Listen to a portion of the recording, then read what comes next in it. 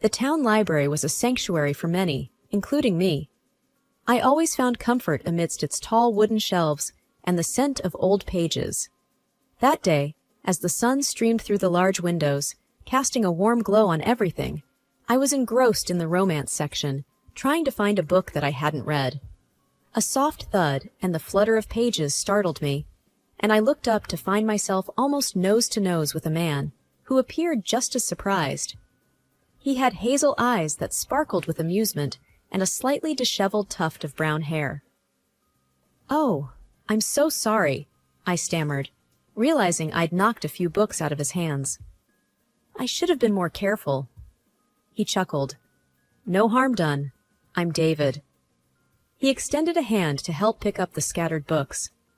"Amelia," I replied, grateful for the friendly gesture. As we collected the books, our fingers brushed against each other, causing a tiny jolt of electricity. I glanced up to see if he felt it too. From the faint blush on his cheeks, it seemed he did. "So, Amelia," David began, breaking the momentary silence, "are you always this engrossed in your book choices?" I laughed. "Only when I can't decide on my next fictional escape. How about you? What brings you to the library?" "I've been trying to find a good book on photography," he admitted, pointing to the stack in his hands. "It's more than just a hobby for me." Our conversation turned to hobbies, dreams, and even our favorite foods. It was surprising how easy it was to talk to David. We ended up abandoning our book search and found a cozy corner in the library's cafe. Hours seemed to fly by as cups of coffee turned cold and our conversation delved deeper. "I've always loved this library," David confessed, looking around with a nostalgic smile. "I used to come here with my mom. She'd read to me for hours." "Sounds lovely," I said, thinking about my own childhood memories. "It was," David replied with a distant look in his eyes. "But things change." There was an unspoken depth to that statement, hinting at stories yet untold. It made me even more curious about him. We left the library with a promise to meet again. From that day on, David and I were inseparable. Each date felt like an exploration, not just of the places we went to, but of each other's worlds. The bond we shared grew stronger, leading us to a beautiful wedding day where I felt like everything was falling into place. Yet, amidst all the joy, one figure stood out, casting a long shadow on our happiness. David's mother, Mrs. Marion Hughes. Her sharp gaze always seemed to linger on me a little too long, her smiles never quite reaching her eyes. I hoped that with time, she'd see how much David and I loved each other and accept our union. But that was a hope soon to be tested. The excitement of expecting a baby was overshadowed by the constant nausea and fatigue I felt. Every morning was a battle, and by evening I was utterly exhausted. David watched with concern, always by my side, supporting me in every way he could. One evening, after a particularly rough day, David approached the subject. "Amelia, maybe we should think about moving closer to family for a while, just until the baby comes." I hesitated. Moving back to David's family home meant being closer to Marion. "Do you think that's a good idea?" I asked, uncertainty in my voice. He took my hand gently. "It's just a thought. Mom did raise 3 kids. She might help with the baby stuff, and more importantly, support you when I'm at work." I pondered over it. "I'm just worried about how things are with your mom," I admitted. David sighed. "I know Mom can be a bit difficult, but she's still family. Maybe with the baby on the way, things might change. Give her a chance?" With a deep breath, I agreed. "All right, but if things get tough, we need to have a backup plan." The move happened quicker than I anticipated. David's childhood home was a large, old-fashioned house with creaking floorboards and a sense of history. The first day we arrived, Marion greeted us at the door, a broad smile on her face. "Welcome home, David," she said, hugging her son tightly. Then, turning to me, her tone softened. "And you too, Amelia. I hope your stay here is comfortable." For the first few days, Marion was the image of a doting mother-in-law. She made my favorite meals, helped me set up the nursery, and shared stories of David's childhood. It was almost as if the icy tension from before had melted away. One evening, while David and I were in the living room, Marion joined us with a tray of hot cocoa. Handing me a cup, she said, "You know, Amelia, pregnancy suits you. You look radiant." I smiled. "Thanks, Marion. And thank you for everything you've been doing. It's been a great help." She nodded. "It's the least I can do. Family takes care of each other." The words sounded reassuring, but a faint trace of something in her eyes made me wonder. It seemed like a perfect setup, a haven I hadn't expected. But as the days turned to weeks, subtle changes began to emerge. The sweet facade Marion put up began to show cracks, especially when David wasn't around. I tried to brush off the unease, hoping that my pregnancy hormones were just making me overly sensitive. But deep down, I couldn't shake the feeling that there was more to Marion's kindness than met the eye. The days in the old house started to feel longer. With David often away at work, it was mostly just Marion and me. It didn't take long for her kind behavior to shift when we were alone. One afternoon, I was in the kitchen, making a sandwich. Marion walked in, looked at what I was preparing, and said, "You know, David always liked his sandwiches with more mayo, but I guess he's settled for less now." Taken aback, I replied, "I didn't know that. He never told me." She shrugged. "There's a lot you don't know about my son." Days like this became more common. It was always a comment here, a remark there. Each time, she made sure David wasn't around to hear. One day, I was resting in the living room, going through some baby names. Marion came and sat next to me. "You know, Amelia," she began, "if only David had chosen someone more, well, someone better suited to our family." I looked up, surprised. "What do you mean, Marion?" She leaned in closer. "Let's be honest. You've struggled so much with this pregnancy. It makes me wonder if you'll be able to handle what comes next." I felt a sting in my eyes, holding back tears. "I'm doing my best," I whispered. Marion sighed. "For David's sake, I hope your best is good enough." Every interaction became a challenge. I tried to avoid being alone with her, but she always found a way. The house felt oppressive, and I started to dread each day. The only solace was David's comforting presence when he came home. But even with him, I hesitated to speak up, fearing it might cause a rift between mother and son. Things got even more strained when David informed us of a business trip he had to take. "It's just for a few days," he assured me, pulling me into a hug. "Mom will be here with you. Everything will be all right." The night before his trip, I overheard David talking to Marion in the hallway. "Please, Mother," he said, his voice filled with concern. "Promise me you'll take care of Amelia." Marion's voice was sugary sweet as she replied, "Of course, my dear. Don't you worry. I'll look after her." I went to bed that night with a heavy heart, sensing that the storm was far from over. With David gone, the house's atmosphere grew thicker than ever. Every room I walked into felt like stepping onto a battlefield with Marion. But as the days went by, I realized that I couldn't just keep dodging her verbal attacks. I needed to defend myself, and maybe even counterattack. The day after David left, I sat in our shared living room, browsing through online forums for advice on dealing with difficult family members. The consensus was clear. Evidence was crucial. That's when the idea of the voice recorder struck me. If I could capture Marion's words, I could finally show David her true nature. The very next day, I made a trip to a local electronics store. As I was browsing through the different recorders available, a friendly store assistant approached. "Looking for something specific?" he asked. "Something that can record voice discreetly," I answered. He nodded, showing me a small device. "This one's quite popular, easy to conceal and clear audio quality." I bought it immediately, feeling like I'd acquired a shield against Marion. Upon returning home, I found Marion in the living room. She was going through a photo album, probably reminiscing about the past. "Ah, Amelia," she said without looking up. "Come, see these photos of David when he was young. So innocent and unburdened. Before all this." I sat down, my new recorder discreetly activated in my pocket. "He always speaks fondly of his childhood," I remarked, trying to keep the conversation neutral. She gave a half smile. "Well, he had a mother who cared for him, who knew how to bring up a child properly. Unlike some." I took a deep breath, attempting to stay calm. I'm sure we all do our best for our loved ones, Marion. She scoffed. Doing one's best and knowing what's best are two different things. I just hope my grandchild doesn't suffer due to your inexperience. I nodded, biting back a retort. Thank you for the advice, Marion. Little did she know that every snide remark was being captured. The days dragged on, and I gathered more evidence. Simultaneously, I started searching for an escape plan, a place of my own where I could breathe.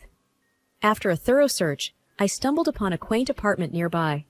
It felt right, a sanctuary from Marion's constant onslaught. One evening, as I went over my recordings and thought about the apartment, I felt a surge of hope. This was more than just about standing up to Marion. It was about securing a peaceful future for my child and me. It was about ensuring David knew the truth. With renewed energy, I prepared for the days ahead, knowing they wouldn't be easy, but believing they'd be worth it. A few days had passed since David's departure.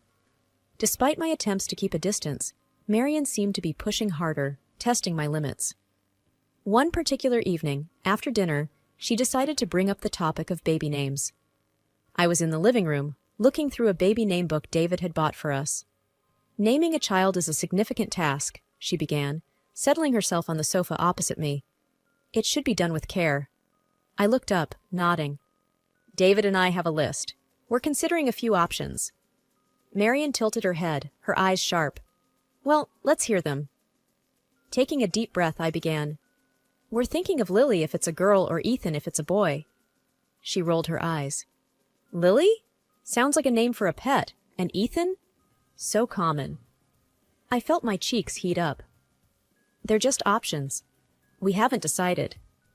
Marion leaned in, her voice cold. You know, in our family, we have traditions. David was named after his grandfather. Maybe you should respect that instead of choosing random names from a book.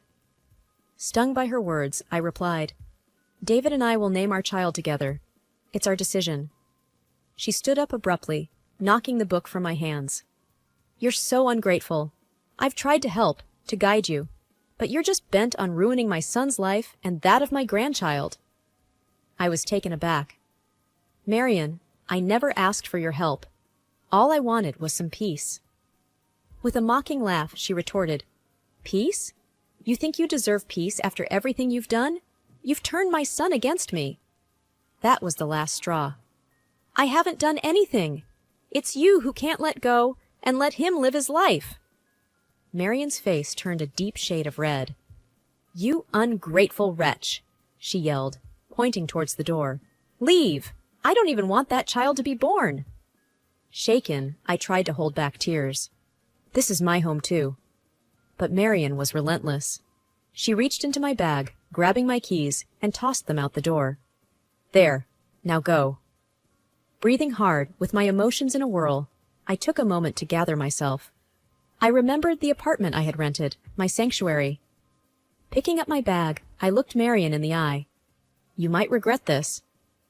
Without waiting for a reply, I stepped out, closing the door behind me. It was clear. The battle lines had been drawn. The next few days in the apartment were a mix of peace and apprehension. I missed David terribly and worried about how he would react to everything once he returned. The day of David's return finally arrived. My phone buzzed with a message from him. Just landed. Coming home soon. Can't wait to see you. I replied, I'm at the new apartment. Call me when you get to the house. 2 hours later, David called. His voice was a mix of confusion and concern. Amelia, why are you in an apartment? Where's all your stuff? Why aren't you home? I took a deep breath. David, there's a lot you need to know. After explaining everything, from the voice recordings to the final confrontation with Marion, there was silence on the other end. Then, I'll be there in 10 minutes. When David arrived, I played him the recordings. His face turned from shock to anger with every word Marion spewed. When it ended, he looked devastated. I can't believe she said all those things to you. I'm so sorry, Amelia. Taking his hand, I said, David, it's not your fault. I just couldn't stay there anymore. David's eyes were fierce. We're confronting her together. We drove back to the house, and as we entered, Marion was sitting in the living room, feigning surprise. David, welcome back. Where's Amelia? David's voice was ice cold. She's right here, and we've heard everything. Marion looked between us, trying to gauge the situation. I don't know what you're talking about. Without saying a word, David played one of the most damning recordings. Marion's face paled. When it ended, David's voice trembled with anger. How could you, Mother? She's carrying our child, your grandchild. Marion's eyes darted around, searching for an excuse. David, you don't understand. I was trying to protect you. David cut her off. Protect me? By tormenting Amelia? That's not protection. That's cruelty. Marion started crying. I just wanted the best for you. David shook his head. Your version of the best isn't what I want. Amelia and our baby are my family now. You need to respect that. Marion sobbed harder, trying to reach out to David, but he stepped back. I need some time, Mother. Away from all this. Taking my hand, David led me out of the house, and we drove back to the apartment. The rift between mother and son was evident. But in that moment, our bond grew stronger, united against the deceit we had faced. The new apartment was a stark contrast to the opulence of the house we had left. It was cozy, with sunlight streaming in through large windows. There was something liberating about this modest space. It felt like the fresh start we desperately needed, a place where David and I could rebuild our life and prepare for the arrival of our baby without any dark clouds hanging over us. David and I spent the first few days setting things up. We transformed the second bedroom into a nursery, picking out neutral tones for the walls and assembling furniture piece by piece. As we painted the baby's room one afternoon, David said, You know, all things considered, this place feels more like home than the big house ever did. I smiled, dipping my brush into the paint. It does, doesn't it? It's smaller but feels warmer. While putting up a shelf, David found a photo from our wedding day, tucked inside a book. Look at us, he remarked, passing me the photograph. Our smiles radiated pure joy, blissfully unaware of the storms ahead. We've come a long way since then, I mused, placing the photo on the freshly painted shelf. But we've also grown stronger together. David wrapped an arm around me. I still feel guilty, Amelia. I thought going back to that house, to my mother, would be the solution. How wrong I was. I looked up at him. It's not your fault, David. We made that decision together, and now we're starting anew, together. A few days later, an unexpected package arrived. No return address, but we recognized the handwriting. Inside was a meticulously knit baby blanket, soft to the touch, accompanied by a note. Reading it aloud, David's voice was filled with mixed emotions. I hope this can mend our relationship. Marion. We exchanged glances, both pondering the same question. Could things ever go back to the way they were? After a deep sigh, I said, It's a beautiful blanket, and I appreciate the effort, but... David nodded in understanding. I know. We need to protect our peace, our family. The past has shown us that. We were unified in our decision. Our focus was the life we were creating, the family we were building, and the love that remained unshakable. The baby's imminent arrival was our beacon of hope, and every corner of the apartment was a testament to that. We had carved out a sanctuary, distancing ourselves from past hurts and looking forward to a future filled with love and trust. Our new apartment became a symphony of baby cries and joyous laughter. Sophie, with her tufts of brown hair and curious hazel eyes reminiscent of David, was our pride and joy.